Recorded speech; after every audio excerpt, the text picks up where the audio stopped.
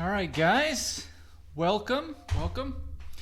What I want to talk to you today about is the top 3 things you should never do in a negotiation. A lot of freelancers have issues. Well, thank you, Jessica.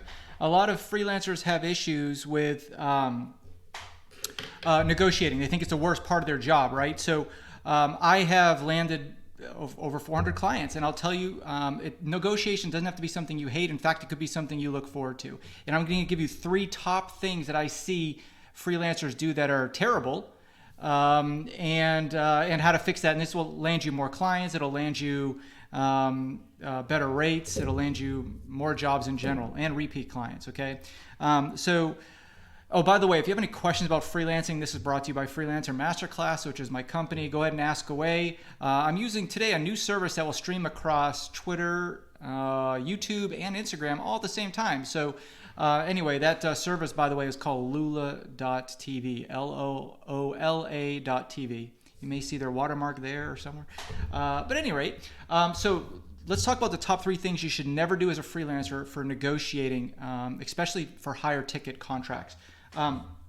Number 1, the thing that you should never do more is talk more than the other person. So if you find yourself getting in the end point of wrapping up a proposal, wrapping up a discovery call, the client wants you to come on board. The only thing that's really left is to negotiate price and probably scope. The last thing you want to do is start to talk more than the other person. Okay, so that's very important. If you're the one who talks more, is usually the one who loses what they want. And this all has to go with, in fact, it's kind of counterintuitive, but you don't want to you don't want to care as much as the other person. The person who cares more in negotiation usually loses. All right.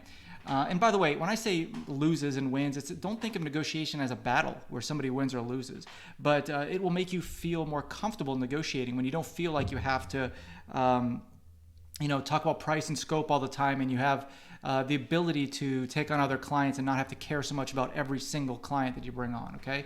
So tip number 1 is don't talk as much as the other person that you're negotiating with. Tip number 2, don't ever ask us, how much are you willing to pay? I was just talking with a freelancer from Bangladesh the other day, and he looked good, and he had this thing he wanted. I had this thing I needed him to do, and he looked like he had all the qualifications, great reviews, everything checked out.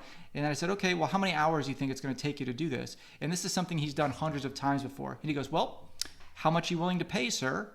And I said, what does that have to do with anything? Are you just trying to make me, hopefully I'm going to mess up and say some crazy high number and you're going to benefit? Like, you're the expert. You know how much time it's going to take. You tell me how many hours it's going to take you, and I'll pay you accordingly. But he kept saying, you tell me how much you're willing to pay. And then so I just stopped the negotiations right there, because I just found that highly unprofessional. Okay. And the last tip I'd have to give you for things you shouldn't do when you negotiate is never give a range. So don't say something like, well, my guess is that the project will cost somewhere between $5,000 and $10,000. When someone says that to you, what do you think the project's going to cost? $5,000, right? They're going to take the low end. Everybody just psychologically will do that. So they're not going to think the middle end. So never give a range. Don't even, unless you're ready to give a price, don't give a price. But the worst thing that you can do is just give a range, because anything higher than the lowest part of that range is going to seem like you didn't do your job and you didn't provide enough value. Okay, so those are some 3 quick tips and things